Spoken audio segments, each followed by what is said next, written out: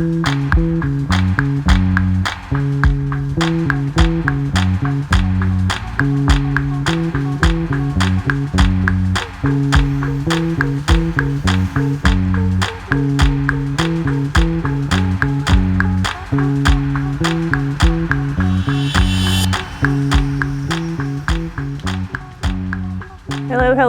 Welcome back to the Book on Fire podcast. Welcome back.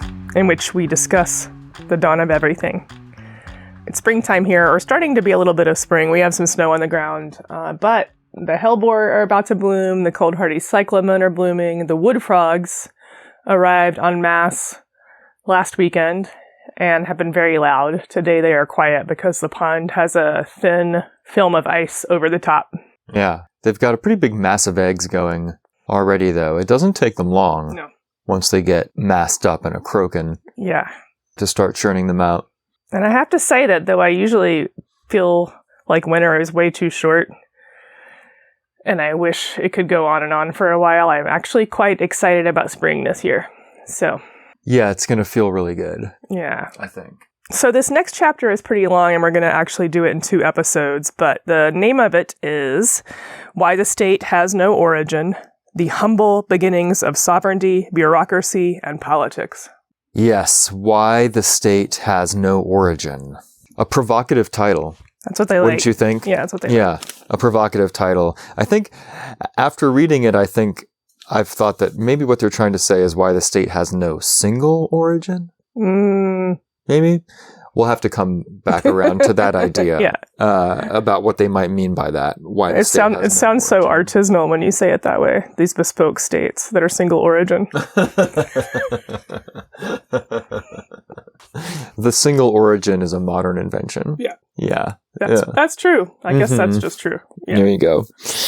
And yeah, like Janet said, it is a long chapter, and it is really, really great. It's really fun. There's just a lot of really interesting profiles and case studies of various forms of like early power wielding on different continents, trying to highlight the diversity of different ways that could look, you know, because part of their point here is that there's not just one recipe for state formation that was just, you know, repeated exactly as written, whatever, in all the places across the globe. States emerge eventually, you know, out of like a kind of chaos of power arrangements and attempts at power and the failure and the resurrection of those attempts and all this stuff. And it's very specific to place and specific to culture. And what they're trying to do, like a big part of what they're trying to do is just actually tell the very specific stories that happen in these specific places, you know, to give us a sense of the breadth and the variety of how like durable power got consolidated over time in different forms and formations. And they very like ideologically don't want to call this process state formation, you know, and we can get into a little bit about why they draw that line. But I'll tell you, we are not going to be able, I mean, even though we're going to take a couple of episodes to unpack some of this stuff, we're not going to be able to reproduce all of the fascinating details and ethnographic like pearls that come out of this chapter. So if you were to read it, you would encounter things as diverse as a discourse on the origin and the nature of the Mesoamerican ball game. Instructions for reading signs off of burnt turtle shells in Shang, China. This is in the book, actually. The repeated appearance of court dwarves, especially in the Northeast African context, but maybe in some other context around the world, Around the world, yes. The authors ask the question of whether the ancestors are hungry, and if so, then what exactly do they eat and need to be fed? This is something that becomes relevant at a certain point in the book. You know, so this is just a few things, right, that need to be asked and described along the way of trying, you know, to flesh out the pictures of these cultures that they're doing. We also have maybe our first mention so far in the book of herbal medicine. And not only that, but herbal medicine potentially as a form of power. Knowledge of herbal medicines as a potential form of power. Mm-hmm. So, as an herbalist, I was definitely stimulated by this idea. That's how we get all of our power. Yeah. This comes under power being obtained by control of information, which is one of the things that they explicate in the chapter. Well, since you brought it up, maybe we should go ahead and talk about the 3 forms of domination that they propose as being part of the historical record of how people consolidate power. Consolidate power. Yeah. One of the main theoretical interventions that's happening in this chapter, or the main one, and it's kind of how the whole chapter is framed, is that they want to offer a schema that there are 3 basic ways of achieving power over people, and that states further down the line utilize these 3 basic ways. But if we look far enough back in history, then we can just see them operating independently of each other too. And that's like a lot of what the book is about, what the chapter is about. Right. Yeah, and they give an example, which at first seems maybe a little corny, but it actually is pretty effective to demonstrate the 3 forms of domination. And the example they give is, say Kim Kardashian has like $1 million necklace and she's walking down the street with it and she wears it around town. She gets to do that, to walk with this necklace that could easily be stolen and resold and could change many people's lives with the value of that one piece of jewelry, for several possible reasons. One would be that whether or not you can see an armed guard with her, she has protection with people who have capacity for violence around her. Yeah, like an armed guard. An armed guard. Or whatever, who conceivably, if you tried to snatch her jewels, you would be beaten down, chased down, shot, or whatever. Something like this, yeah. Right. And let's be clear, I mean, if it wasn't clear, Kim Kardashian appears in the book. Yes. That is their That's example. their example. Yes, is Kim Kardashian. That's maybe why I said it was corny. Yeah. But, she's has interesting forms of power without actually being in governance, right? Right. As a celebrity with money who's famous for nothing, kind of. Part of what they're trying to do here, if I can interject, is that they're trying to sort of demystify forms of power. Right. I feel like this is what they're doing. Yes. And there's another thing that they're trying to do, which is they're trying to reframe the concept of private property. Because Kim Kardashian's jewels are her property, and they have a section which is, I believe, very Graeber.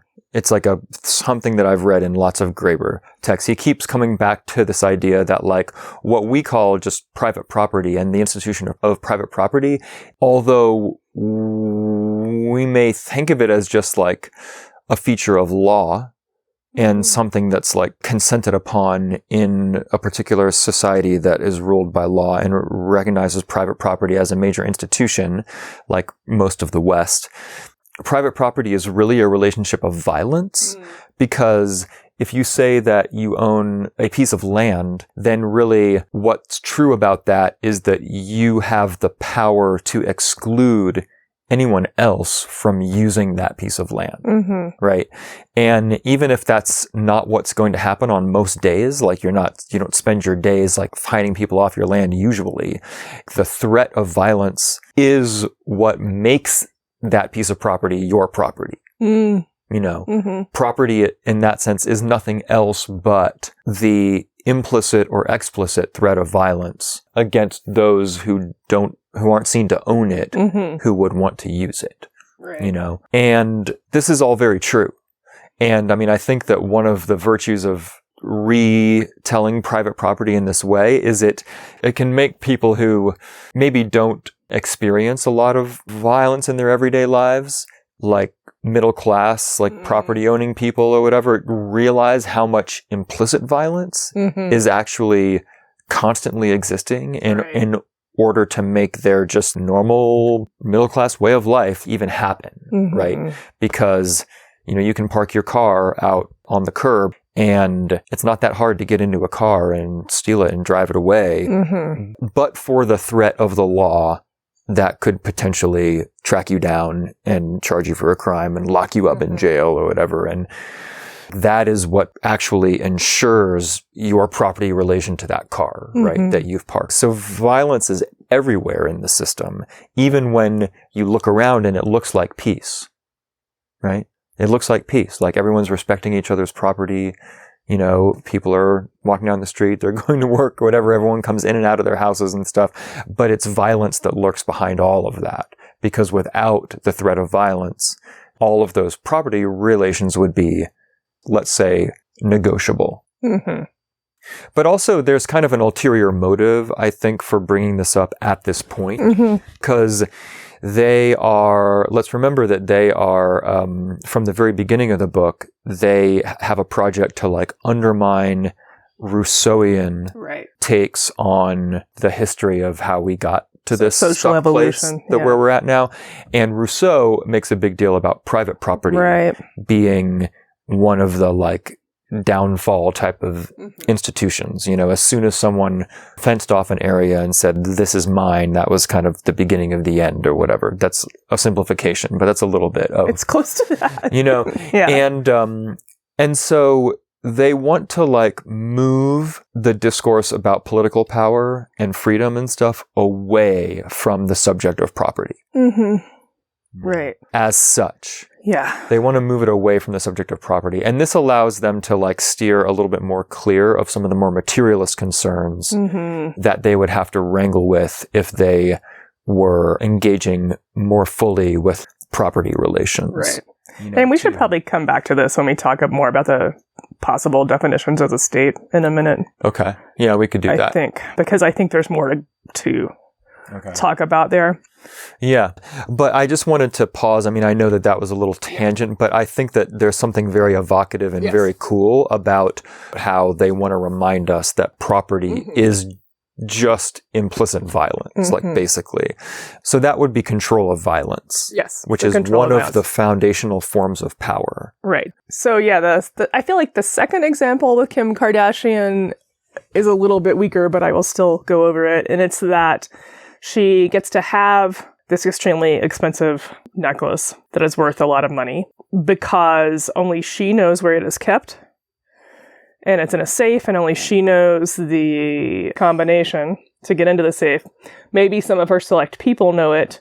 So she has some control over information that allows her to have this symbol of power. Right. So secrets. Information that's not universally known is also another form of power. Right. And this is actually where the herbal medicine comes in. I think it's in this section where they're like perhaps knowledge of herbal medicines or, you know, like ritual knowledge. There's a lot of ritual knowledge that is what they're actually talking about in here, or knowledge of intricacies of governance that are set up to be somewhat opaque. Yeah. Which is part of the reason the Kardashian example doesn't work totally because it's less direct than the first example, in my opinion. But control of information is the second form of power. And I was thinking, actually, they don't bring this up, but I think it would be smart or be a good idea to, which is that a lot of, if we're going to stick with the jewelry metaphor here, a lot of monarchies that have ridiculously expensive jewels, like the Queen of England, the various giant diamonds that they stole from around the world that are put into necklaces and scepters and crowns, and also the various jewels that belong to wealthy churches, cathedrals, Catholic cathedrals, especially if they're associated with specific relics. They often have replicas of them that are actually what is worn or actually what is on display in museums, in the palace, in the cathedrals, and the real one is actually somewhere else that only one or two people will know where it is. And that's really normal because they are such high theft items. Right. And So even though the museum is guarded or Right. something too, it doesn't even have the real thing in it. Right. Yeah. Replicas are often used in these situations. And they commission fancy replicas that you can't tell the difference unless you're really good at what you do. Is it public knowledge that what's on display is a replica? No. Oh, so people Yes. might People pay money think to that go see the real jewels in these Yeah. situations, but it will be not that one. it's secretly It's a replica. secretly a replica. Yes. Wow. So there's layers of secrecy. Absolutely. Not only is the original in a secret location, but it's even a secret that that's not the original. Yeah, and what's funny is part of the reason that I learned about this tradition is I watched this special on the Crown of Thorns, and the Notre Dame Cathedral in Paris that didn't burn down, but that had a big was fire. On fire was a on couple fire years for ago. years ago. Yeah. Quite a bit of damage was done. They have what is said to be the crown of thorns that Jesus wore on the cross, but it's all like covered with gold and jewels and glass encasing the actual crown of thorns. It's one of the most prized possessions of the cathedral, and people come every year on a certain day to touch it. And, will like pass out, faint from the power of touching this relic.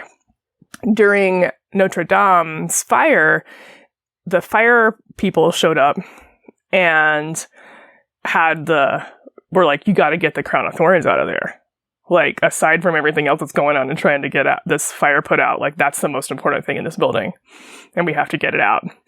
And they went, and this one guy goes in and he does all this dangerous work to get to the crown of thorns, and he finds it and he busts out the glass and he saves it and brings it back. And then they're like, that's actually the replica. And it ended up that the real one was in a safe way in the back, and they couldn't get a hold of the manager, actual manager of Notre Dame, who knew where it was and the combination for the safe. And then, but eventually, spoiler, they get it all together and get it out just in time, and I'm sure it was dramatized for it, but they interview the person who thought he rescued the first crown of thorns. Why did they let him go after the replica? Because so few people knew that it was a replica. Oh, so he was like being directed by people who thought it was the real thing. Yes. Oh, right. And then there's like one guy that comes out of the shadows and is like, let me tell you something. Yeah. That's not the real crown of thorns. Yeah. Anyway, I just went on a long digression about this, but part of what that came to mind when I was reading this part, because I was like, well, there's a couple things that can happen actually with this kind of important symbolic item, and in that case, here's like a very powerful church that, and the story of that actual relic is interesting because it has to do with Louis XIV consolidating power and getting a hold of it. Right. But anyway, so yes, secret information, threat of violence, both in that case probably come together to be forms of power that can be part of a ruling body's ability to control. Right. So that's 2 out of the 3. 2 out of the 3. Control over violence, control over information. Yes. And then finally, there is the idea that Kim Kardashian could get across to the general public that she just is such a special and amazing individual that she just deserves to have $1 million necklace. You know? Right. Yeah. And that like maybe if you had enough charisma and persuasiveness that you could just create a state with your personal charismatic power in which like no one would even think to or want to steal your jewels. Right. Because everyone would just agree that that's where they belonged, is absolutely. with you. Yes. Yeah. Yes, for sure. Right. And certain people in positions of power, whether they're celebrities or monarchs, convince themselves of this, right? Mm-hmm. And they project that out into the world. Like, I deserve $1 million necklace. Yeah. And you get to look at it on me. So I share this with you. And that's their charisma, which they've internalized this sense of entitlement to the thing. Yeah. Or to the position. Yeah. Or whatever. And then that charisma shines out from them. This is a very like sovereign idea because the sovereign is connected to the sun in all these ways. There's this idea of there being a special kind of person who gets to have a certain kind of power. Yeah, but if there's only like 10% of the people who aren't convinced, then you're still in trouble. Yeah, for sure. It doesn't always do that much on its own. I mean, I will say I've thought a lot about these three forms of domination or of power in smaller settings, and it's helpful for me to think about them that way. Because charisma can get you a long way with a small group of people. You know, you might be like, well, that was kind of shitty what that person did, but they're pretty special. You know, or having certain information, you know, that other people don't know in a smaller group can allow you to wield some power in various ways, knowing some secrets about other people or just about how things work because you've observed the dynamics. And then, of course, you know, being able to commit violence allows you to have more power over the people around you, you know. So it does help me actually to scale down, because when I get up to the bigger levels, like what you're saying, I'm just like, well, everyone never consents to all this, you know, which I guess is part of their point, that it takes, like in the modern state, it takes all three to actually get it to work. Right. You know, because this is their theory, is that, I mean, there's even, I'm just looking down at page 365 where it says, we would like to suggest that these three principles, call them control of violence, control of information, and individual charisma, are also the three possible bases of social power. So this is a pretty bold claim, because they're like, we've reduced all the possible bases down to basically these three. You know, so the rest of the chapter is like a test driving, basically, of this theory, where they're like, well, now let's look at all of this stuff in history with this theory that we've put forward in mind, and let's see how it works. Let's see how it goes. And they say on 366 that what really concerns us about these three principles is that each has become the basis for institutions now seen as foundational to the modern state. These are the building blocks of state power. You're actually reminding me of something. I know we want to get into those historical examples, but they talk about something in this section that I think is interesting and worth noting, which is that they talk about how, even going back to late Greek philosophy in the classical period, that writers of that time thought of elections as undemocratic necessarily, partially because they were referring to these forms of domination. Not only they didn't have the same like three-part system, but they saw elections as usually falling to the charismatic person, or it was what they called an aristocratic mode of governance, because it would be like maybe only the wealthy people got to even run for elections. Which in the current situation here, we can say that's the same. You either come from money, or you can have access to money through raising money. You know, or the charismatic person who might have zero credentials for governing. Is going to be more likely to be elected sometimes, not always, as we also it's almost have like seen. In high school, you could think of like the popular kids. And the Greeks, they thought that a more democratic way of electing leaders would be through lottery. Right. So through sortition. So it's not just like a popularity contest. Right. Totally. You know.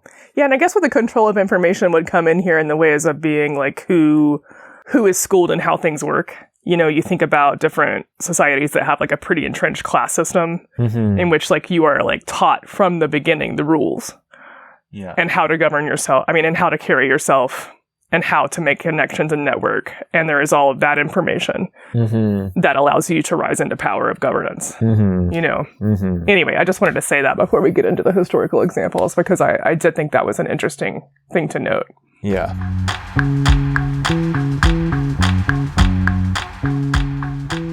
Yeah, so that's all a pretty good introduction to what's going on in this chapter. But I wanted to spend a minute before we get into the ethnography and the archaeology to try and understand, for myself to try and understand, and like also for us collectively to try and understand what the Davids are arguing in this chapter about the state and why this chapter is called Why the State Has No Origin. and so forth. Because in a way that we've come to expect from the Davids, it's like very argumentative, and they're constantly trying to differentiate their approach from approaches to the history of the state that they see out there that they think are lacking in some way or like limiting in some way. At times, they even seem to question the very utility of the notion of the state. You probably saw this in the chapter. Like it comes up a few different times where they emphasize how the state is a pretty modern concept and how it's become the obsession of political scientists and social theorists, you know, in the last couple hundred years at the most, but that historically we would talk about like republics or kingdoms or empires. And they suggest that maybe these are actually even better terms for some of these political formations that we see. You know, so part of what we're trying to understand is like, what is this reluctance to engage the concept of the state? You know, and they even confuse us in their treatment of this because they will at the same time admit that the world is now ruled by states and covered by states. And they use that term and think it's a totally adequate term to describe the world that we live in now. But it seems like what's happening is that they are taking the definition of the state, which, you know, just for anybody who's looked into the political science of studying states and state formation, it's a very fractured, complex, chaotic field where there's a lot of definitions of what a state consists of, a lot of different theories for how states have formed historically in different situations and everything. It's like a very heterogeneous field. There's no consensus. Yeah, there's no consensus on even a definition of what the state is, right?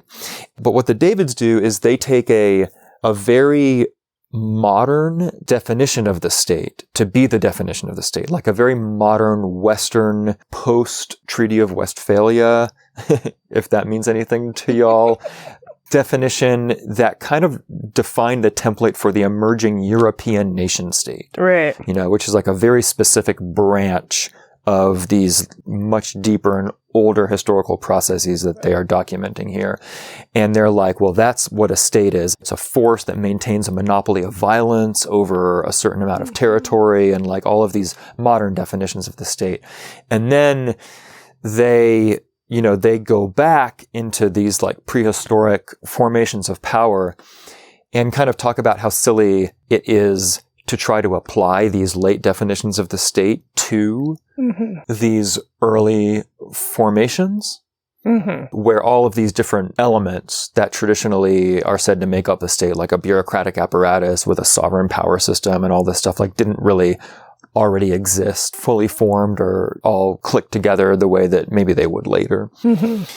So just right there, there's a couple things going on. I mean, for one thing, you've got an anarchist who's telling us that maybe the concept of the state is not a very useful analytical concept. Right.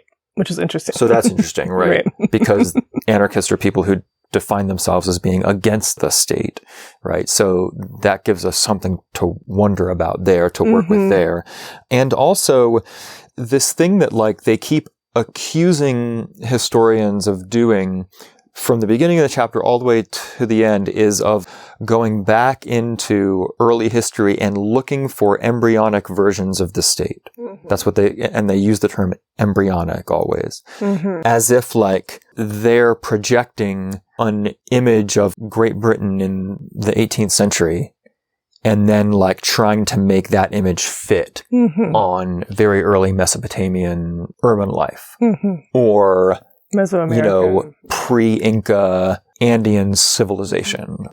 And as far as I can tell, that's not what historians do. Right. Historians see emergent forms of hierarchical power over settled populations. Like they see these forms of power emerging in time. And they track how the initial early attempts at controlling the masses, they emerge, they falter, but then over time, they kind of improve themselves as something more like state apparatuses emerge and, you know, non-linearly but progressively perfect themselves over time in a process that is never really done and is still ongoing today. Like state formation is never done. State formation is something like states are continually reinventing themselves, continually trying to like plug the leaks in the power systems that they create and, to create more efficient and durable ways of managing the exploitation that they manage. And so state formation, viewed historically in this way is something that, it might begin in these like very early stirrings of trying to construct intergenerational power over populations. And then you can kind of see over time how attempts at dominating and controlling people have weaknesses, they fail, they fall apart, but then more attempts are made and eventually like lessons are learned and new techniques are developed and stuff. And you see, in general, the general trend is that states become more entrenched and durable and powerful over time, Although, as they point out, there seems to be sort of a crack in that edifice, or that we're in a current era in which statecraft is more challenging. States may be falling apart. Yeah, they bring up a kind of interesting example of like the WTO and the IMF as being apparatuses of control that have bureaucracy without sovereignty. Right. Isn't that what they say? Yes. So it's like some of the forms of power that they talk about have become like, in some recent formations, have become disentangled instead of becoming just always progressively more entangled, right? Becoming disentangled. Right. And just to be clear, in modern liberal democracies where they see charismatic power, I guess we touched on this with the elections part, but the charismatic power, like the Kim Kardashian charismatic power thing, the way that they see this, the modern expression of it is political contests.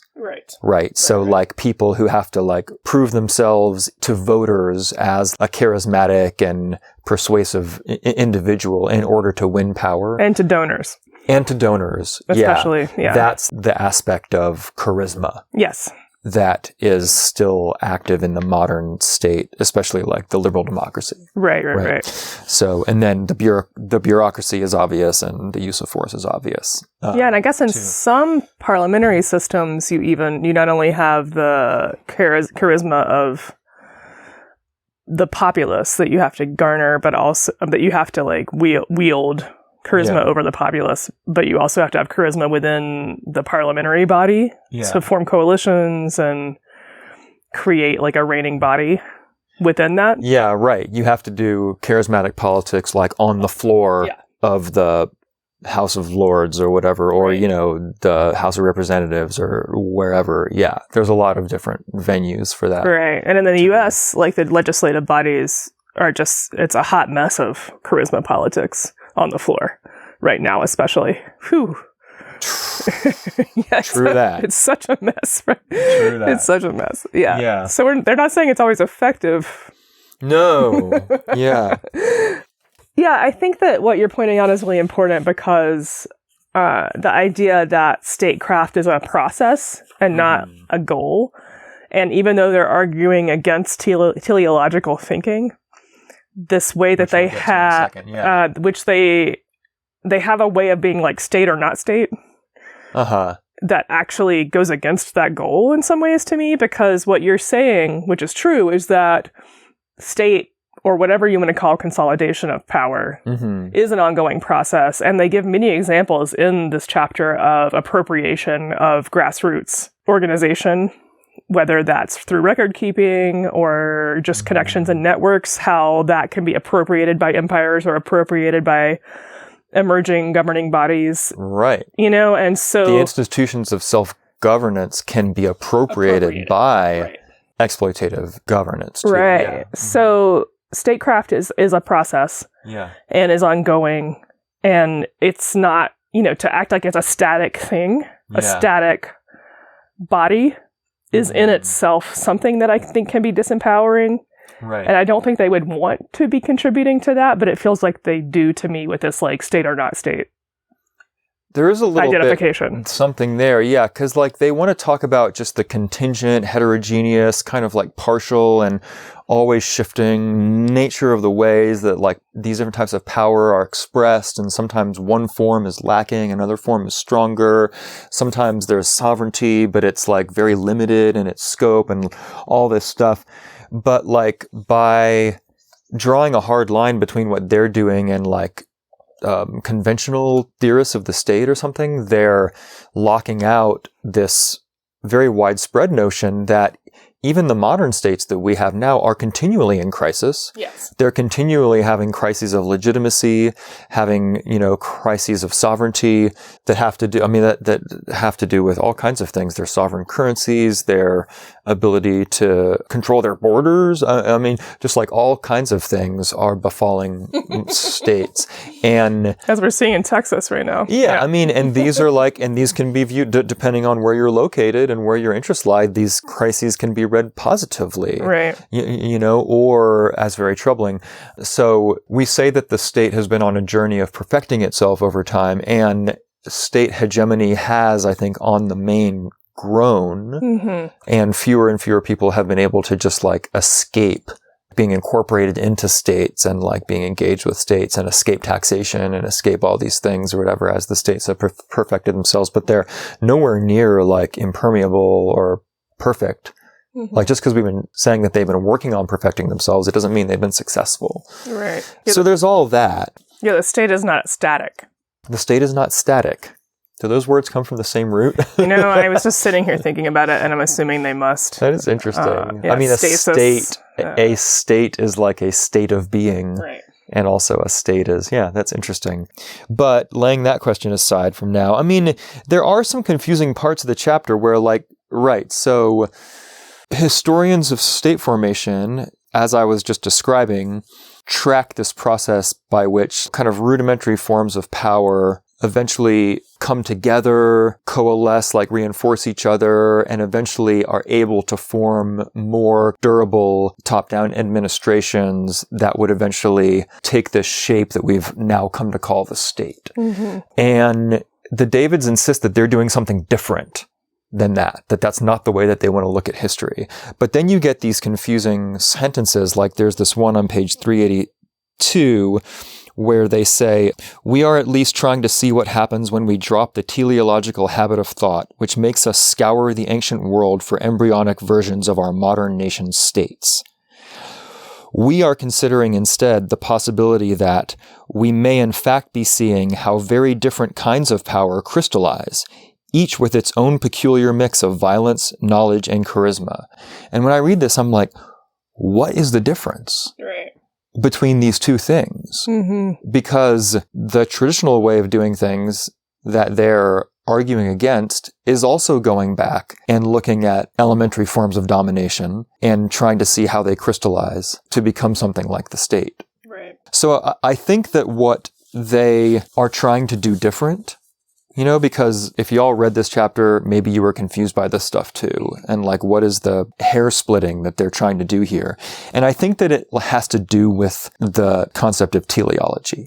I think that's what I've gotten out of this. Or that's the core. That's the core. And it's in, Janet mentioned that word a couple of minutes ago, and it was in this quote, "Drop the teleological habit of thought, which makes us scour the ancient world for embryonic versions of our modern nation states." And teleology, it's a term that has a lot of complex usages depending on which area of thought it's applied in. And we've brought it up in one of our discussions of this book already. In history, teleology is basically when you read history in light of what would come later. Right? You interpret something that's happening at a certain time that you're studying in light of your knowledge of what would come further down the line.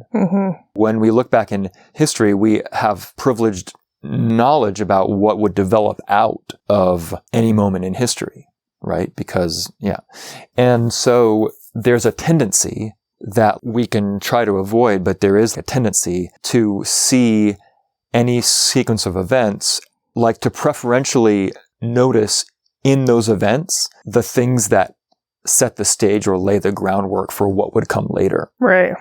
right? And this is the teleological habit, you know, right?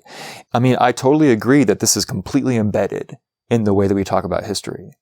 To say that an early pre-Inca society is an example of state formation, as they say in the book at one point, is to be teleological because you're reading that example in light of the full-blown states that would later be formed out of those same raw materials. Right? Like you're like, well, this is an early example of state formation. And to say that, like, instead of just talking about what it was and what it was in the moment that it was and how that machine worked just then for the people who experienced it then, it's being considered largely for the stage that it represents in this assumed developmental process that will lead to states.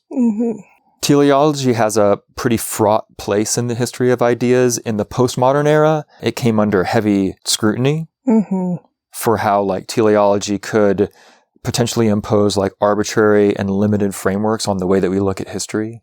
And this was the era that I came up in as an intellectual. And so I definitely come to this book and everything like, I understand how teleology is kind of a bad word, you know, right?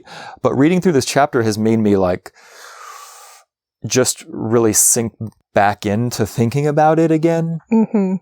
Well, I think that I also came up in the postmodern era as a thinker, and until discussing this chapter, I've always thought of teleological as meaning is that not only are you looking at the history in light of the present, but also there's coming along with that framing is an idea that because things went the way they went, it had to go that way. And I think that my personal attachment to that concept with teleology is part of why it was so negative, is that it's fated.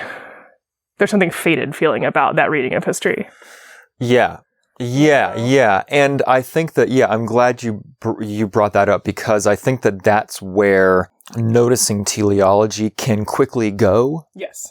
And the Davids definitely do that. Yes. The Davids seem to be arguing similarly to the postmodern era arguments, I think. Like, they seem to maybe be part of this current, current that goes back at least to the 80s, that it would be, like, more freeing if we quit seeing early cultural expressions, like the ones that are being studied in this chapter, as the mere precursors of what would inevitably come later. And it's that inevitable word that I think is what people fear.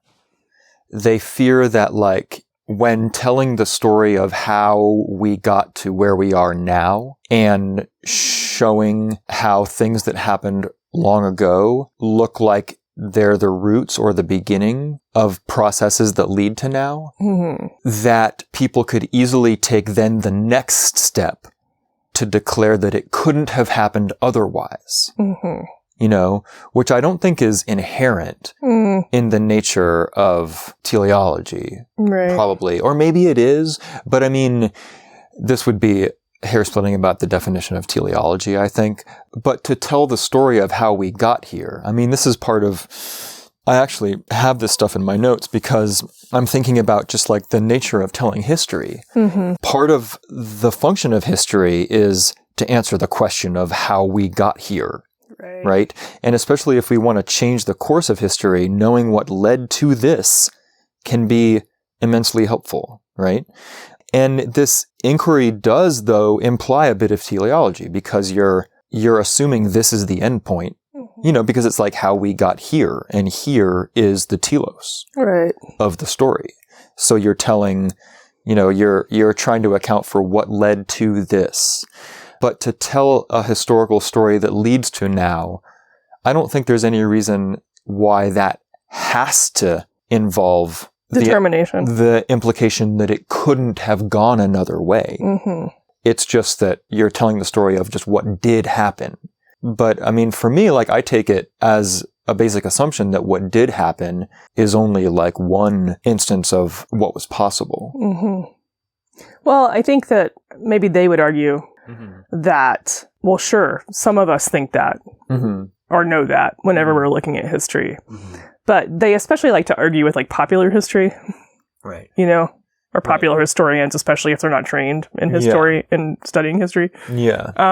But that those people tend to be more theorists of history, grand theorists of history, often will be like, well, here you see the seed of the state, or you see the different parts that would eventually come together to become the state in each of these places, as if it is just the way things go, And I think I think I brought this up with you the other day, but I think of how we have that language and a lot of our conceptions in the just kind of discourse around all of this stuff. I think about how often a lot of the things they talk about in the book are described that way as seeds.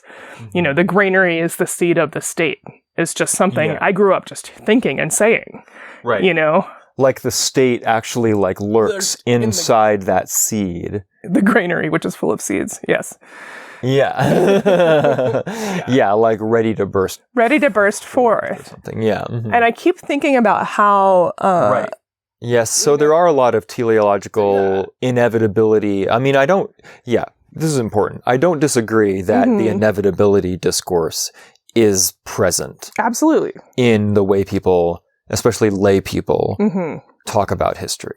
And it's interesting to me that like some of this book's fiercest critics have been people who are very attached to some of those ideas. And a lot of the folks who may have once been or are part of anti-civilization discourse, especially, or people who are really attached to language as a demon seed. See, even that I'm saying, like different people who really want there to have been a thing where everything started to go wrong that you can't go back from. Yeah. That is everywhere, and that's part of the reason was part of what they're arguing with, right? Yeah, I think you're probably right. Although in this chapter, they're not arguing against any particular formulation of what that demon seed was. They do bring up anti-civ stuff at one point, but yes. Yeah. Yeah, but throughout the book, they are arguing for that, and I think that like if I think of the embryonic state, as they call it, as in the same like cluster of ideas or constellation with those demon seeds, then it seems like they're doing more of the same project in some ways. Right. Right. Yeah, that's true. I mean, yeah, and like I kind of feel like our project should be to introduce nuance and complication into like where there are oversimplified types of narratives going on. And I think that they are kind of trying to do that too.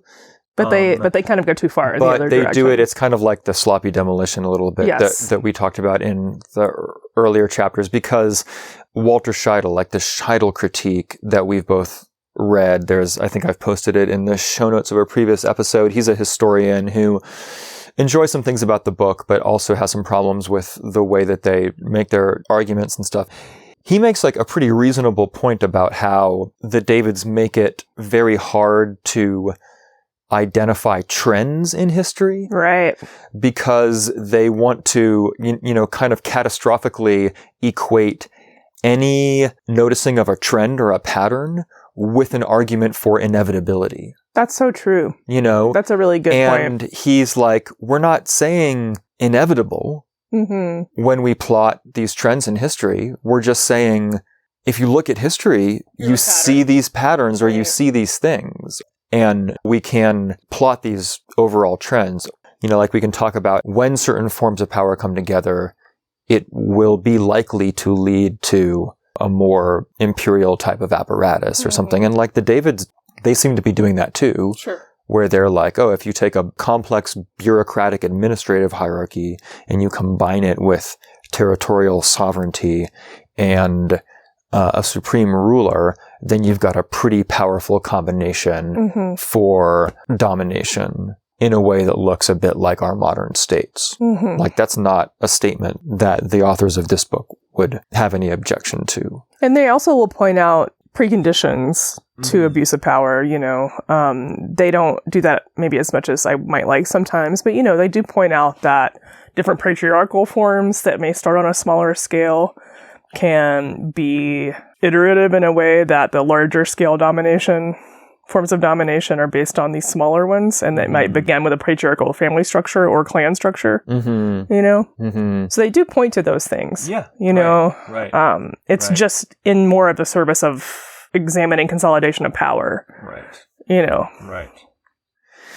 Yeah. This is all interesting, and I know that we should probably get into the storytelling, but I did want to just spend a few minutes here talking about this problem of teleology, because I think that I've moved from being 30 years ago just like, oh, that's teleological or whatever. You know, I remember like the postmodern and post-structuralist critiques of Marx would often level this charge of teleological thinking against the Marxian analysis, I think maybe a little bit oversimplistically. And I was down for it then because it just seems like it's constraining. It constrains degrees of freedom. Right. And I think that that's where the Davids are coming from here, is that they're like, if we can look at early, faltering, partial, imperfect forms of power as not something that's inexorably being pulled towards more perfected and hegemonic forms of power, but is actually something that we don't know how it's going to end up. And, you know, there's a lot that's in flux and at stake. And there's actually a lot of possibilities still inherent in these like early situations where people are trying to like create institutions of power, but they're kind of failing and stuff like that. Then we just have more creative juice to work with than if we're just kind of the scribes of the inevitable, inexorable train that leads to the now. Right. You know, to like the horrible now. Yeah. It's hard. I mean, but I think that like, in conclusion, I do think that I have a little bit more nuanced view of teleology. Right. I was thinking, one of my final thoughts on this is that like, I think about being an herbalist and, you know, when I meet with somebody for the first time, and you do this too, we take a case history, right? You know, we gather information about the health challenges that somebody is experiencing and like how it got started, what was happening at the same time, what stages it went through and everything on the way to now. And this is a very teleological type of history taking, right? Because what we're concerned with is what they're experiencing now, you know, and we as diagnosticians or something, or people who are trying to come up with a way of moving forward from now, it gives us context to understand how we got here. And understanding how we got here, there's no assumption really baked in there that here is the place we had to get to. It just is where we're at, right? So maybe teleology has a rightful place in that, because we're looking into the past in light of what's happening now. You know, so where you're like, oh, you know, this digestive upset that you were experiencing at this time in your life or whatever is maybe related to the acid reflux or there's something else that you're experiencing now. And it's in the service of trying to figure out a way to go forward, you know. Right. And as people who are trying to create a better world, we're in much the same position, right? Trying to understand something about how we got to where we're at can inform our understanding of how to move forward. Yeah. Even though that history that we seek is like going to have a teleological bent to it, because we're trying to understand more about where we are than about where we could have been. Right? Right. Yeah, I think that pattern recognition is really important for understanding like what are the traps, what gives power a foothold, you know, and how do we avoid that? Like you need to recognize patterns for that. And see, you know, you need to see that like misogyny is an easy pattern for societies to get into. Right. That can lead to abuse of power. Right. And when you see it, it's a sign that certain processes are afoot. Yes. Even if that culture lacks some other obvious institutions of power. Totally. Right. Yeah. I think that's important. And I will say that I do appreciate some of the ways that they're doing what they're doing here. I mean, I like this chapter a lot too, but I do agree with you that sometimes they seem to like throw out pattern recognition as a problem. But I do realize, even reading this chapter, even though I read this book a few years ago, you know, that I still hold on to different assumptions based on a teleological, inevitable reading of history that I've been taught. and so to see some of the ways that shows up, and again, we'll get into this more as we discuss more of the chapter this time and next time, but that, that like certain forms of record keeping don't have to serve power. They can serve the collective, right. And like that, a lot of assumptions I might have around the way things went are from an inevitable reading of history. And so blowing up that concept, even if it's a sloppy demolition, does allow for some of that, the cracks to form where you can actually see more of the process.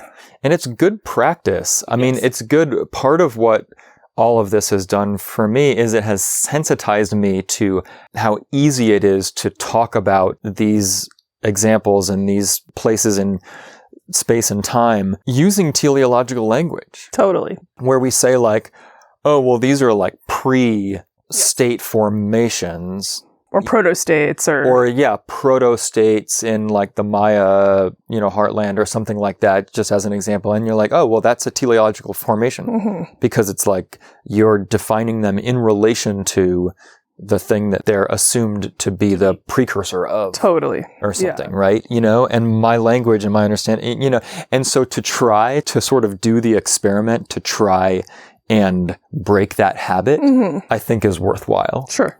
Is worthwhile.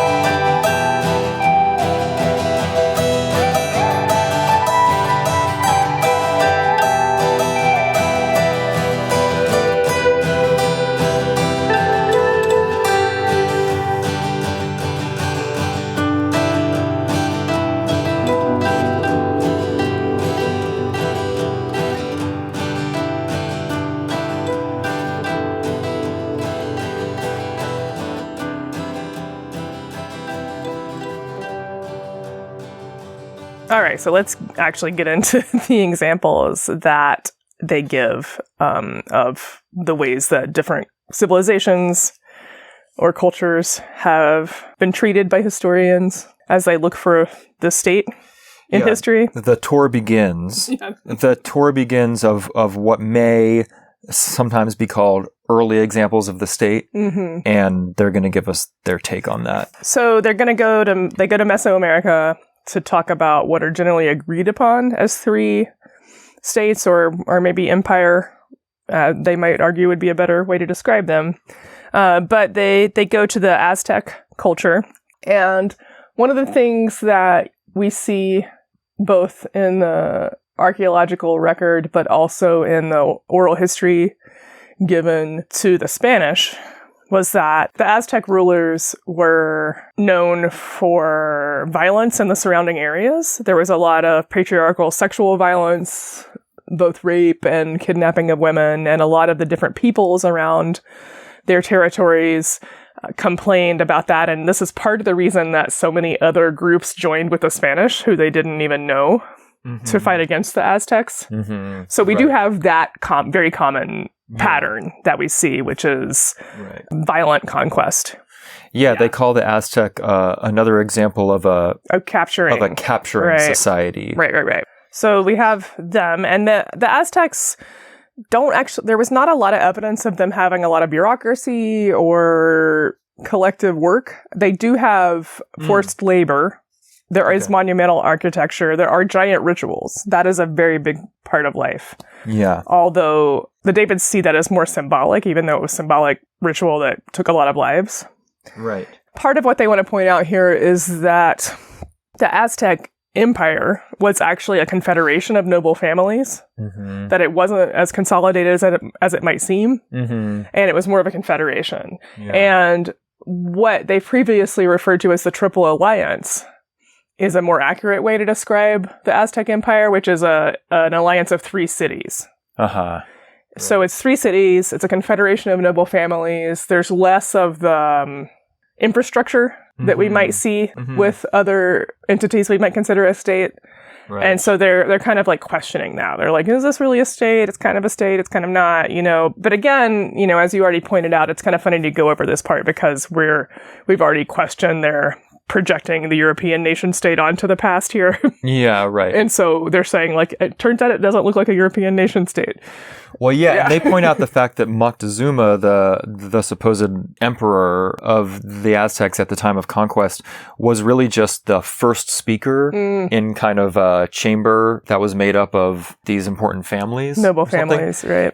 So in that case, that almost feels more bureaucratic, almost state-like, because it's like instead of a kingdom with a supreme ruler that's supposed to be, equivalent to the sun and, everything like this. He was just the highest rank among a coalition of people. That sliver of it, just that one part. But anyway, yes, all of these examples are complicated, and that's the point. Yes. And they have like very diverse arrangements of some of these different features.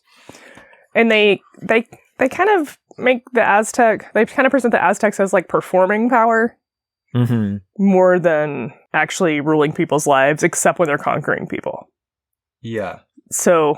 Yeah, right. The conquest, the expropriation of bodies to eventually be ritual victims and for labor is the show of power, but otherwise there's less of a relationship between the citizens and the rulers, it feels like, from the way they describe it.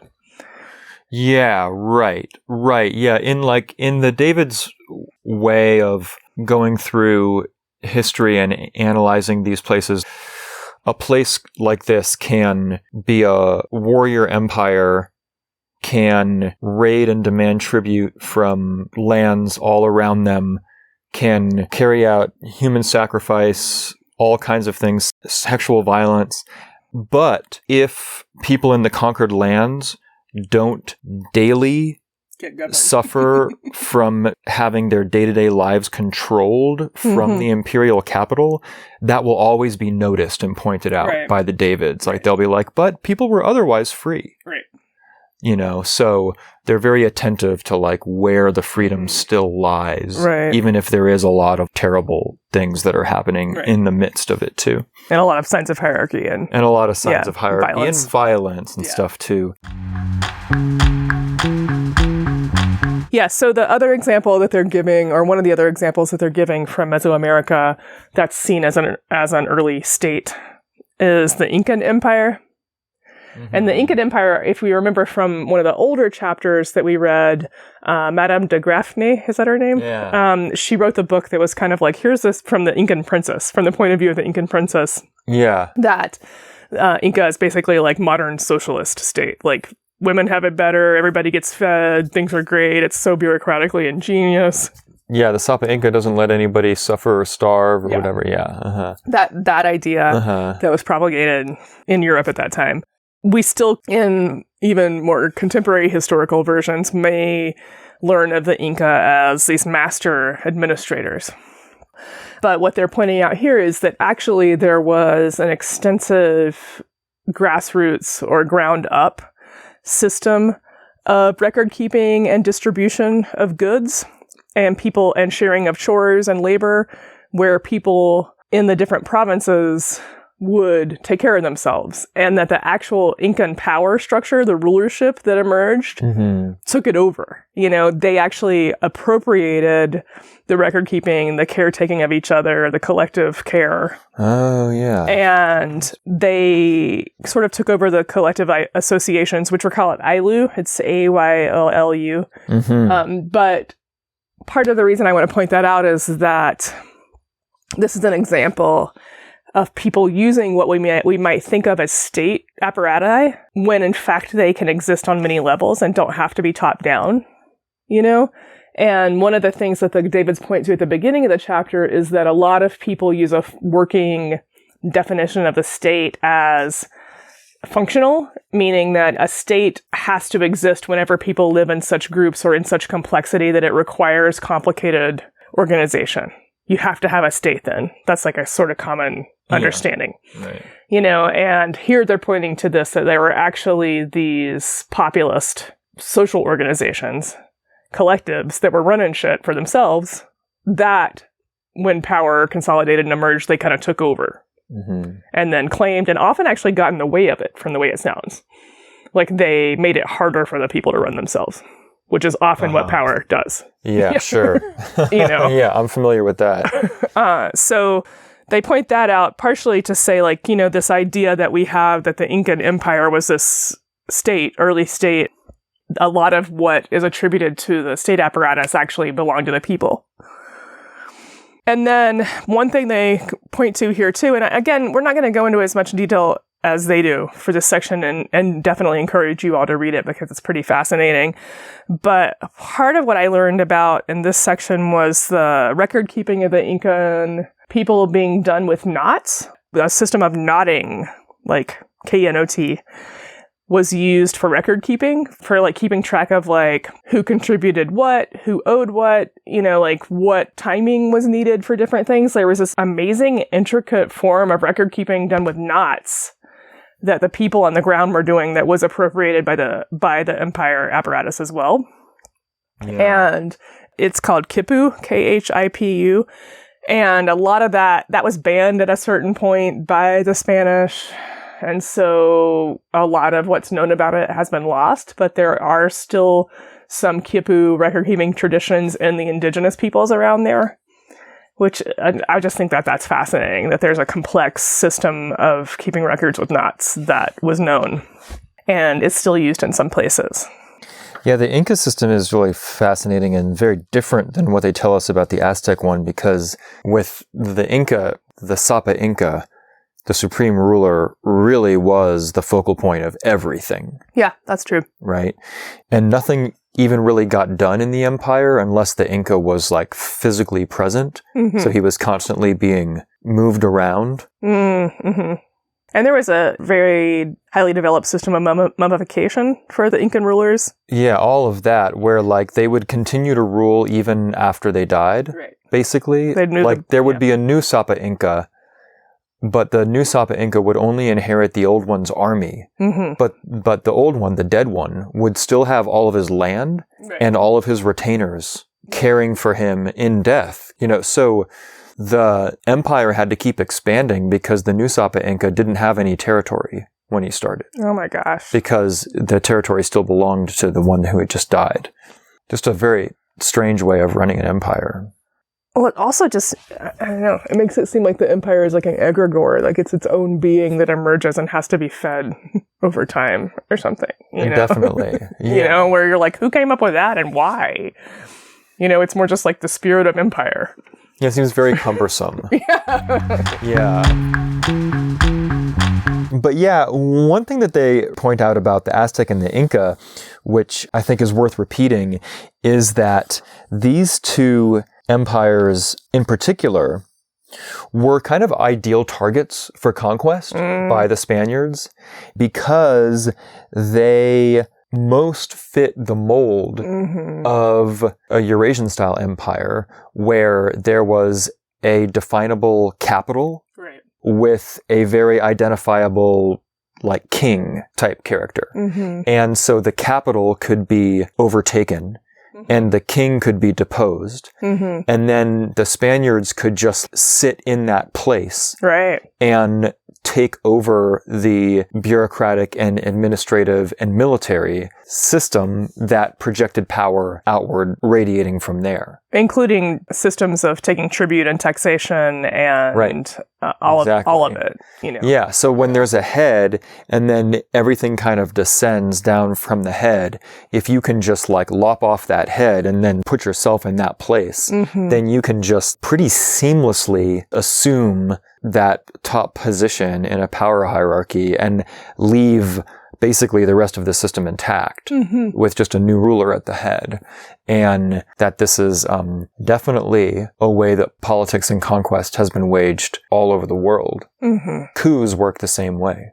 Right. Yeah, it's the weakness of that arborescent structure, right? Yeah, for sure. And I think that's true of just the idea of the state as well as that power structure. Now, this was not true, however, of the Maya. It's typical to think of South and Central America at the time of conquest as being, defined by these three major empires, or states, maybe you would even call them: the Aztec, the Maya, and the Inca. And we've already talked about the Aztec and the Inca, but then the Maya, at the time of conquest, were in a state where, as the Spanish moved through the Mayan territories, kind of looking for this capital to take over, what they found instead was that the region was divided into, this is a quote, what seemed to the settlers an endless succession of tiny principalities, townships, villages, and seasonal hamlets. Conquest was a long and laborious business, and no sooner was it completed than the new authorities faced an apparently endless series of popular revolts. And so the Maya lands were much more decentralized at this point. Yeah, it seems like the time frame for the Mayan period or the Mayan civilization is what's considered classic Maya, which is the beautiful art that historians and archaeologists like to study, and the big monuments. That those were made between like about 150 and 900 AD. And then sometime around the 9th century, it seems like that political system sort of fell apart or fell away. Right. And there's a lot of theories around why that happened. But by the time the Spanish showed up, it had been gone for a while. But there were a lot of these little cities. Yeah, right. And the fact of this becomes an occasion for the Davids to sort of like reflect on, well, it's a segue into a part of the chapter called The Shape of Time.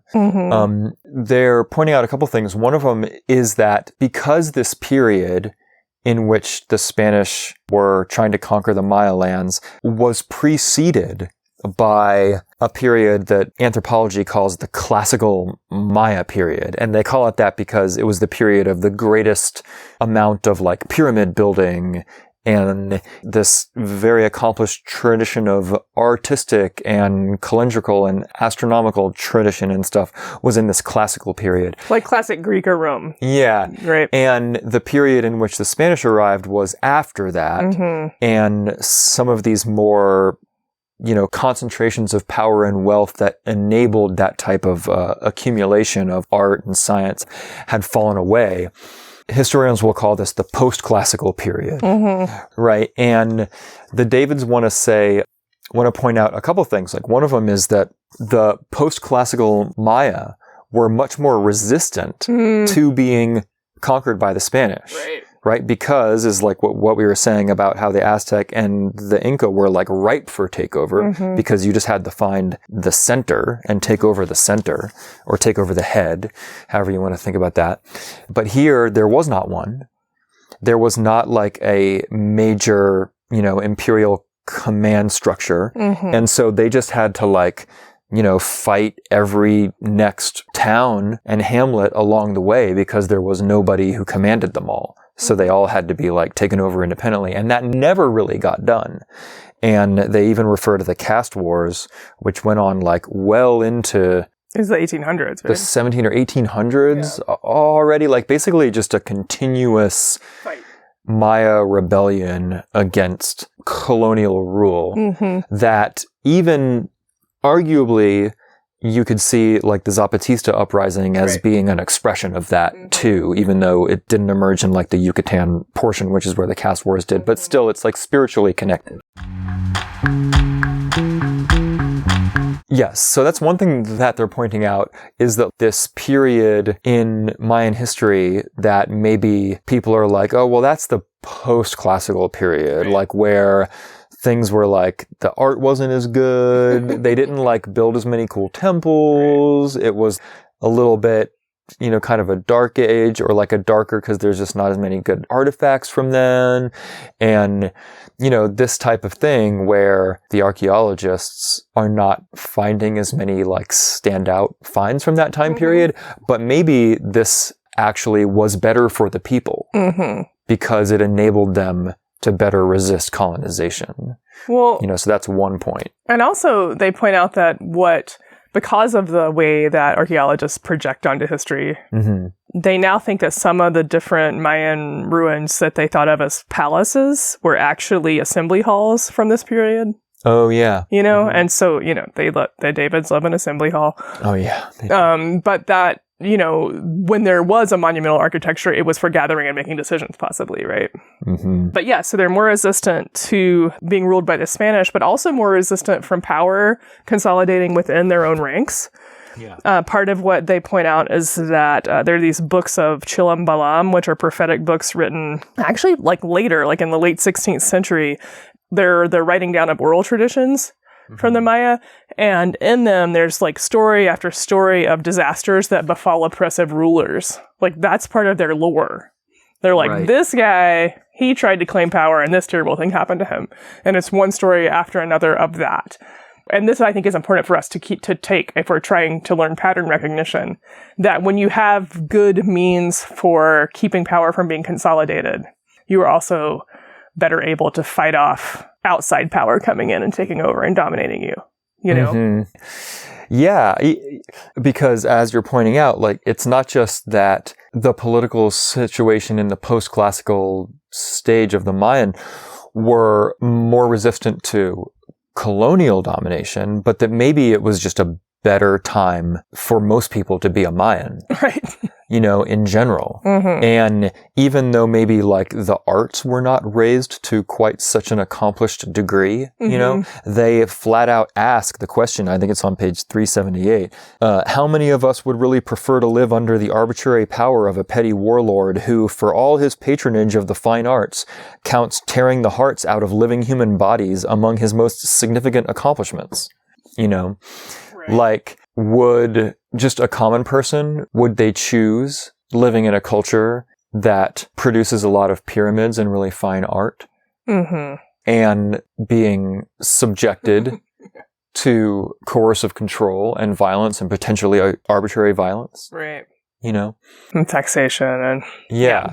So every situation is different. And I think that the Davids would be the first to say that, like, we probably don't need to make to distill an absolute rule out of this. That like it's always worse to live in times when pyramids are being built. Right. But they do question why sometimes these post-classical or like intermediate or proto-palatial periods, as they're often called in the history books, where they're named these things that signify that they're just taking up the space in between these more interesting, more accomplished, more kind of salient periods in history that leave behind the artifacts that we are familiar with, but that maybe these in-between times are the times when the most consolidated hierarchical power structures had fallen apart or were the weakest and might have been the best for everyday people. Right. And that power might have been like relegated back down to more like accountable and village level forms or something else. You know, Yeah, and as we've seen during those periods. throughout the book, these periods of like dark ages, because they leave less of a monumental record, might last hundreds of years, thousands of years, depending on the situation, you know? Yeah, right. And so they keep saying like, are these not stable? Are they not interesting? Like, why are the moments of power consolidation the most interesting? Pre-dynastic's another word they use. Yeah. That people will use to refer to something that's not apex, and terminal to refer to like, as in the last greatest form, to refer to like the peak of a civilization or something, you know? And so it is really linear and progressive in the way things are discussed in history and archaeology, you know? Right. Also collapse. They refer to how anything that's not that is called collapse or chaos. Oh, yeah. You know? So it's like there's like negative terminology for the times between extreme consolidation of power. Yeah. Which is another way that you reinforce that dichotomy, you know? Is to, and so, you know, they're like, sure, you might say that like the Mayan civilization collapsed, although it was just like a decentralization. But collapse might also be used for intermediate periods in ancient Egypt when there was actually peace and governance. It just wasn't extreme power. Right. Being displayed, you know? Right. And extreme extraction. Or, you know, whatever. Yeah. They don't really engage in this exercise, but it's fun to think about like what another vocabulary could be. You know, like instead of saying post-classic, you know, you could call the classic period the like, what would it be? It would be like the pre-rebellious period. Right. Yeah. Or something. Right. Post-revolutionary. Yeah. We don't actually know if there was a revolt. Seems like there was a revolt, but we don't know that there was a revolt. Yeah. Yeah. What would we call that? Maybe that's, if you guys have ideas, let us know. Pre-Pacific. Like if there was a peaceful period, you could say, I mean, because I mean, the point would be to highlight the times when life was pretty good for people as the like noteworthy important times. And then to treat the like pharaonic pyramid building, human sacrifice times as when things got out of hand, like the aberrational times or something. And then so you want a vocabulary that sort of sidelines those. Yeah, and actually, since you brought up Egypt again, I know we're going to talk about Egypt a lot more in the next episode, but they do bring up Egypt as a very like prototypical example of this form of communication or form of labeling, because, you know, you have like the Middle Kingdom, the Old Kingdom, the New Kingdom, and these are seen as times of like great art, great monumental building. But if you look at the effect on the people, as what you're describing, it was a time of like extreme violence, oppression of ethnic minorities, crippling taxation, forced labor, enslavement, taking of peoples in the South to make the different monuments. Yeah. You know, and we see that go along with the different monumental buildings in Mesoamerica as well. Yeah. You know, and so, yeah, they're basically just like, why aren't the other periods interesting? And they talk about an intermediate period, actually, in Egypt, in which, in Thebes, there were a series of princesses, unmarried princesses, who had the power to rule the kingdom. And... Right. Which is a series of 5 unmarried, childless princesses. Yeah. Yeah. What seems to be a pretty interesting story. Like, who were these women? How did that even happen? They called them Libyan and Nubian. Of Libyan and Nubian descent. Yeah. But of Thebes at the time period. Yeah, I mean, and they're basically just saying, like, this is interesting. And they imply that this historical development that lasted for 5 generations or something is, like, understudied. Right. Because it took place in one of these periods that are sort of, people are less attracted to studying these periods because it's an intermediary period. Right. Yeah. So it's interesting. It does seem like it would be good for us to come up with some new language around all this and ways to talk about history, you know. Yeah, including our own time. Yes, true. Yeah.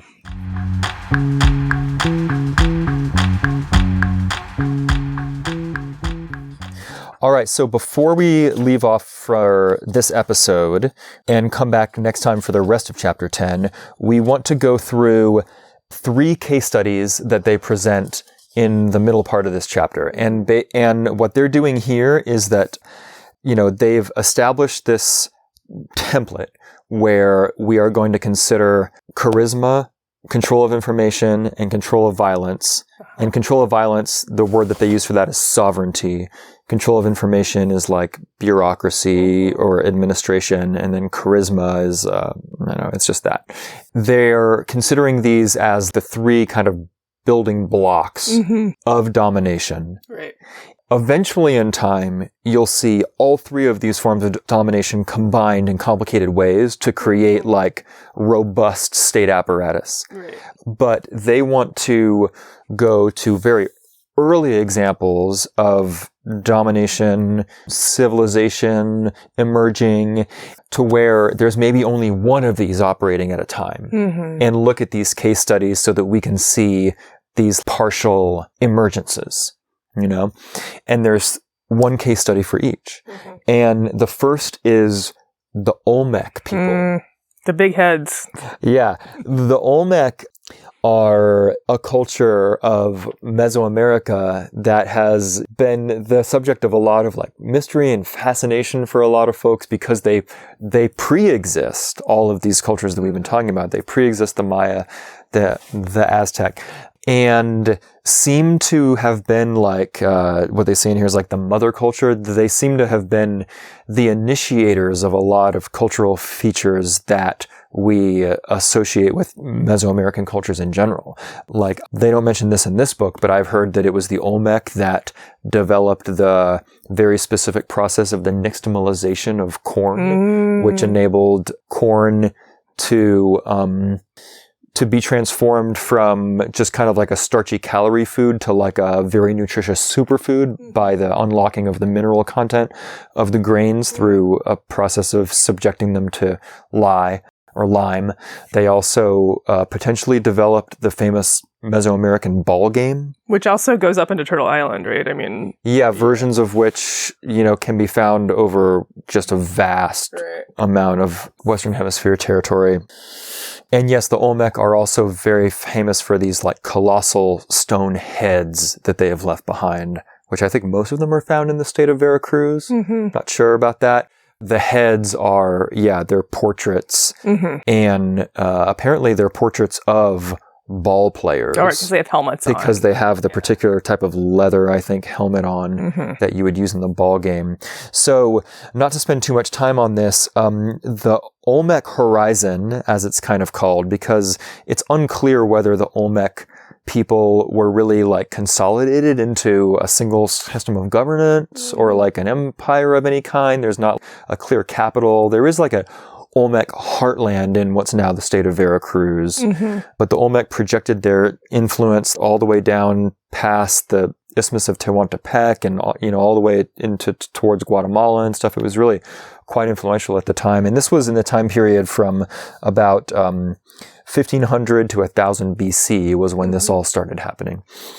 What they want us to understand about the Olmec is that, well, a couple things. For one thing, partially because the culture is so old, there's been a certain amount of archaeology done on the Olmec, but there is also a lot that we still don't know, and, whenever there's a lot that we don't know, the Davids are happy to kind of like storytell in the gaps too, but they were very clearly into the ball game, and we actually get like a bit of a discourse on the ball game itself. It's pretty interesting. Maybe you all have heard about the famous, like the Mesoamerican ball game.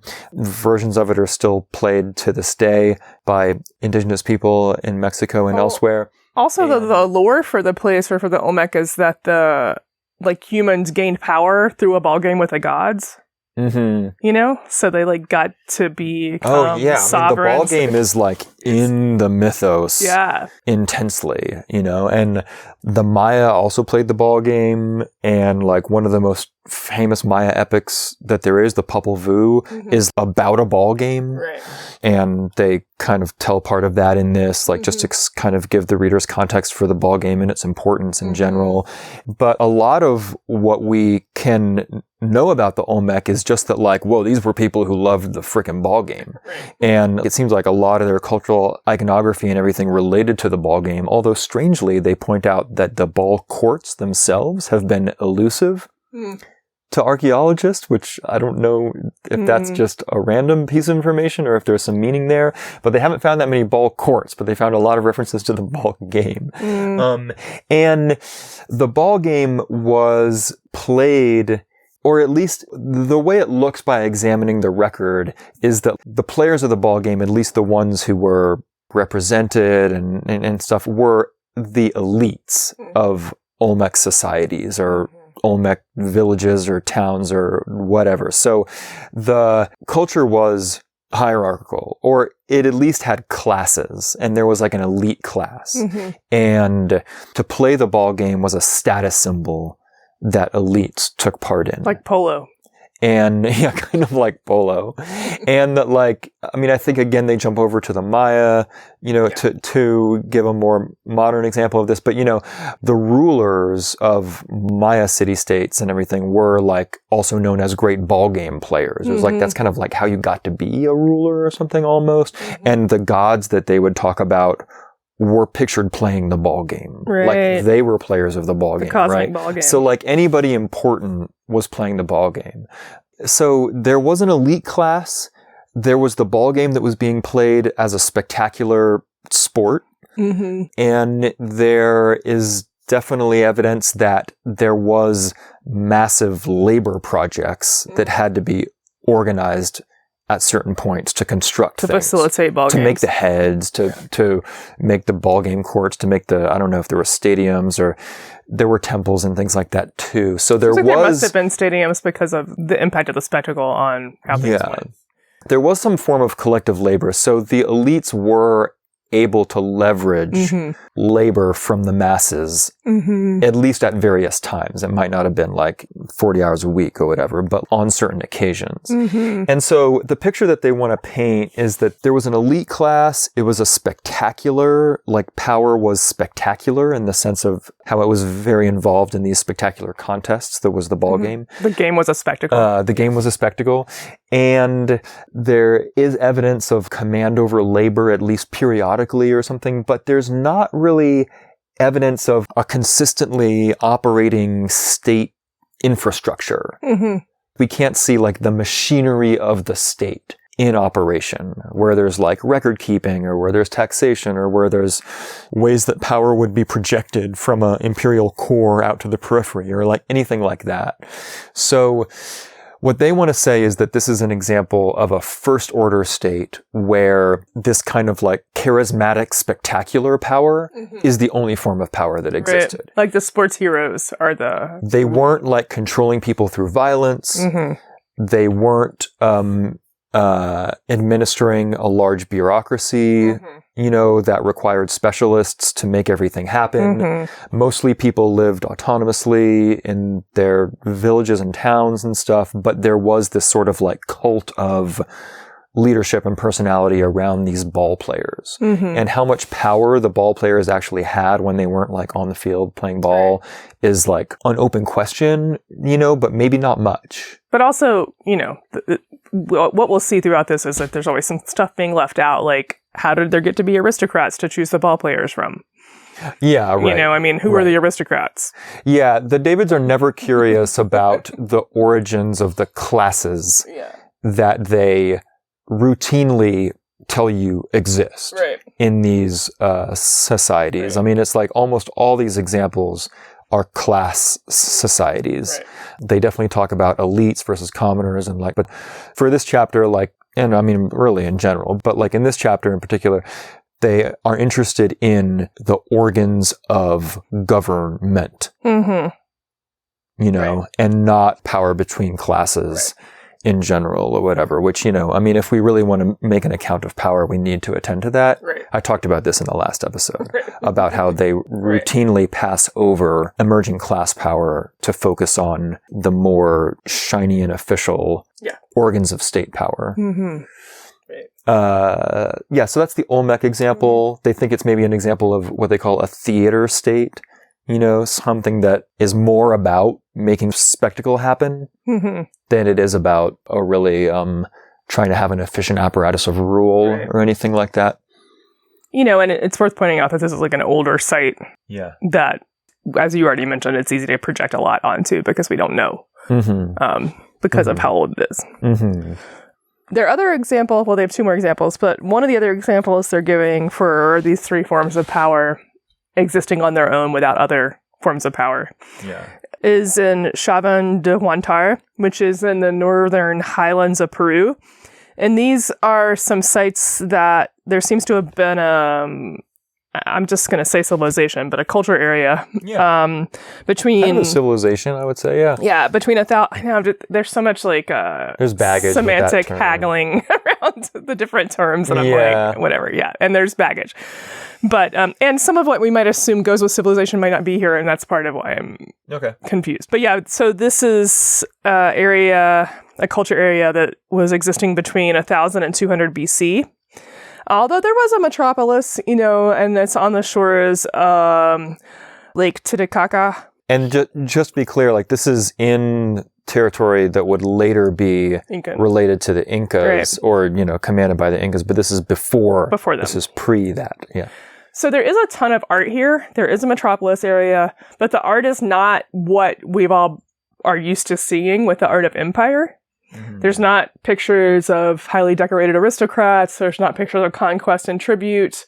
But it's not like what we talked about in the last episode where there's collective art. This is really a very specific kind of art that seems to have spiritual or initiatory meaning. The art is really trippy. From the way they describe it, it's jaguars with a lot of wild stuff coming off of them. It's very swirly. It's kind of even hard to make out the images. Sometimes when you're looking at them, they seem to be very druggy, and they think they are druggy because there are pictures of implements for administering snuff, the psychedelic snuffs that were used in the region and still are in some places. I actually don't remember the plant for that. But also there are images depicted in relief there of San Pedro cacti as well. Right. Trichocereus, is that the Latin name? Mm-hmm. And so this was clearly a place where psychedelics or entheogens were being used. But what's interesting is they are not big temples. There seem to be initiatory structures in that there will be like a hanging staircase, a narrow hallway you have to go down and down until it gets smaller and smaller, and then you get out the other end. Like, it seems like a bunch of ordeals put together, or it's so funny for anyone who's done psychedelics to read this, because you're just like, whoa, what that must be like, and they don't know a lot about this culture. We don't know a lot about this culture, but we know that who got to do that were aristocrats who had some power. Yeah, right. That's important. So we just need to be clear that for none of these are the Davids arguing that this is some kind of idyllic pre-power egalitarian type society. They're all stratified. They all have some type of elite class or whatever, but they're all just also uniquely their own thing. Mm-hmm. And they all lack some of the organs of state power as it's come to be known. Right. And and the Chavan thing is, when I first read this book, this is one of the things that I was I jumped off the book and went on the internet because I wanted to see some of these pictures. Yeah. And maybe I'll include one as the image that goes with this episode, or I'll include it in the show notes because they are fun to look at. And they point out that to this day, the peoples who live in the surrounding area still refer to these sites as sacred and as places for pilgrimage, but also for supernatural dangers. That it's a place that you might want to stay away from. But importantly, what we know is that from back when this culture was alive and vibrant and doing their thing, that it was only aristocrats who could go, and that seems to be a recurring pattern in history, and we'll go into this more, I think, in the next episode, but that sovereigns or aristocracy, when they're is a connection to the divine. They are people who will be intercessors or intermediaries between the regular people and the gods. And that's part of their job as sovereign. Right. You know, Yeah. and these people seem to have been going through these initiatic traditions alone. It's very much made for like solitary trip, Uh-huh. not group psychedelic experience. Yeah. Not group ritual, solitary ritual. They would come back with like lessons or teachings or some sort of divine knowledge, and by divine, I'm using like a more expansive sense of that. I don't just mean like from on high, from some dude in the sky. I mean, from the mystery, the greater mystery, some teaching, and bring it back. And so this is the example of specialized information. This is the power of controlling information, of having access to special information. And Right. that is the form of domination or power that is upholding their power in this situation. That's what they want to call this, yes, is that if the Olmec was a form of charismatic power, then Chauvin de Wantar represents a form of power through knowledge, specialized knowledge, and specifically in this case, knowledge gained through initiatic psychedelic experience. Yes, and so that brings us to the third case study, the third main case study before we leave this part of the chapter. So we've talked about charisma, we've talked about power through knowledge, and then the third would be sovereignty, or basically power through violence, or the ability to wield violence. And they wonder, can there be sovereignty without the state? Can there be sovereignty without any of the other features? And they think, oh, maybe yes, and we have a very good example of this. And the example that they present is the Natchez sun, right? And so the Natchez, if this sounds familiar, this is like the Natchez leader who had absolute power, but only within like a very tiny village where almost nobody else lived because his power didn't extend outside the village. And so it became very convenient for most of the Natchez to just like live a little distance away, where there was really nothing that the leader could impose on them. And this is on the Distance. Gulf Coast? Yeah, this is like in southern Louisiana Right. and that region. And the Natchez sun, I mean, it must be something that Graeber has looked into a lot because it comes up, I think, 3 times in this book. It's already been mentioned once already, just in passing. And then there's even more extended treatment of the Natchez sun in his book with Marshall Stallings on kings, too. So I haven't looked into any of the primary sources on the Natchez sun. So, I mean, but Graeber apparently has read them all backwards and forwards. So. And to be clear, you know, we're speaking and you're not seeing this written, but it's S-U-N that you're saying. So it's like the sun, as in the solar. Yeah, he's kind of equated with the sun. The solar deity. In a way. He's kind of a god king in some ways. Right. But also he is an intercessor as well.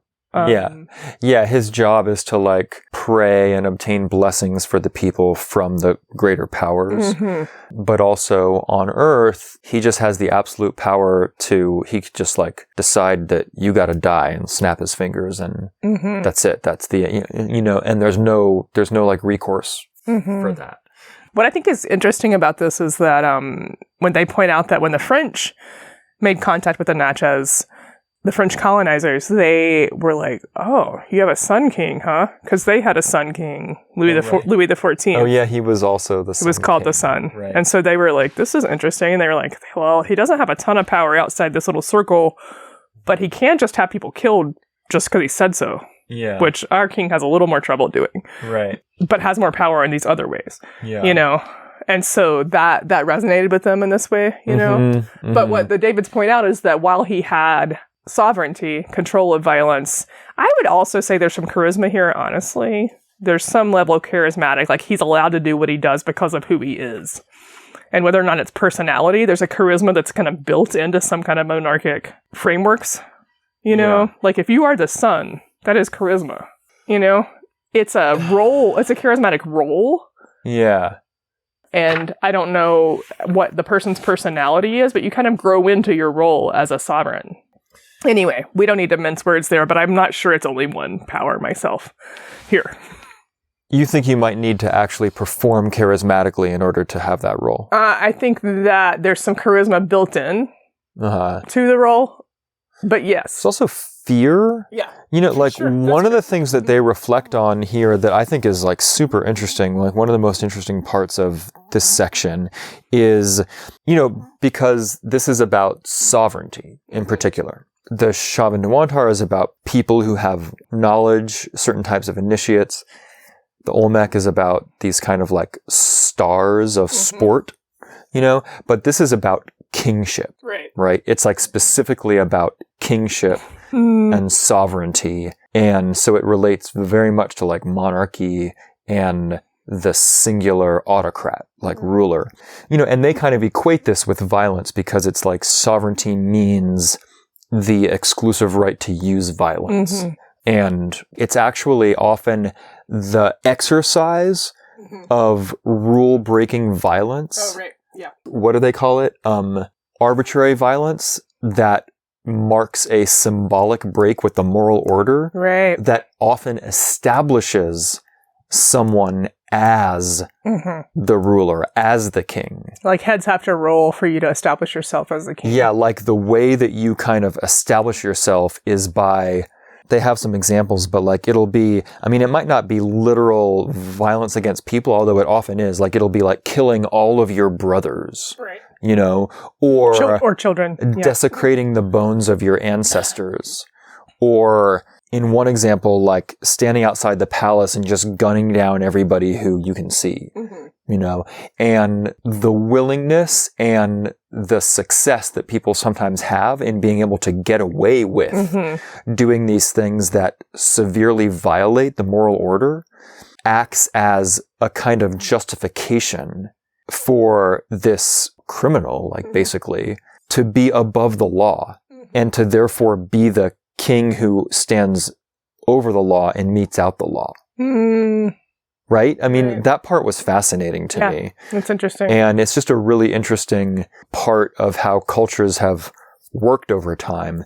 And I mean, that's why I said the thing about fear, because it kind of seems like if you're willing to do this, then maybe people are kind of like shocked and scared into like letting you maybe just take that throne and maybe that'll make you chill out or something. And then they can do whatever they can do to sort of limit your power without having to depose you. There can be a lot of structures put into place or rituals or rules that are mitigating to your access to that power of violence and amorality. Yeah. You know, and so part of what they point out here is that there's this long history of kingship that where there will be like ritual killing of the king every so often, or that there are limitations built in ritually, symbolically, but also practically. Like your feet can never touch the ground, or like, you know, like weird things that keep you from actually interacting more with people. Yeah, like if the king can't give an order through an intermediary, if a king cannot delegate his power and has to like actually be the one to give a command in person, and the king cannot move from his house unless he's carried on a litter and has an entourage of like 100 of his courtly people who have to be dressed in a certain way because they're going on a mission, you know, and they all have to spend like 4 days preparing for that thing, and they have to travel in a certain way, and the king has to be lifted up, then the king is not going to be able to actually give that many orders. Because it's so cumbersome to even do the logistics that require. And the Davids are pointing out that like you often see a lot of these rules around these kings, especially these kind of a little bit more like primordial types of kingship. Kingship without state apparatus. Yeah, kingship without all the other parts of the state apparatus. And you can read it as sort of like the king's subjects wanting to contain the power of the king, you know, because otherwise it is limitless, because the king is the sovereign. That means there is no theoretical limit to the king's power. And so you have to like create these things around the institution of the king so that there's a practical limit to the king's power. Right. Yeah, that's all fascinating. So this is their example of the power of violence without a state, or sovereignty without a state. So that's going to be the third example. Is that it? Is that all we want to talk about today? Yeah, so that takes us to about the halfway mark on the chapter, with the Davids laying out 3 examples of what they're calling first-order regimes that employ only one of the 3 possible forms of domination in their schema. Yeah, and I think that just to like summarize again, they're trying to point out that the fact that we have these 3 examples, and there are probably a lot more of them, of different elements of power consolidation existing on their own and emerging in different places, means there's not one pathway to statehood. There's not even like it's not a pathway to statehood in each of these examples even. It's just ways power can look. Yeah. And it's not one complete package. Yeah. Yeah, that's the non-teleological. Yes. Yeah, because none of these examples were just on the cusp of becoming a more fully formed state. Yeah. That's not what we're looking at They existed and then they went away. Yeah, they existed, they went away, they went sideways, they turned into something else or whatever. That would be the way to look at this without teleology. Right. Yeah. Okay. See you next time.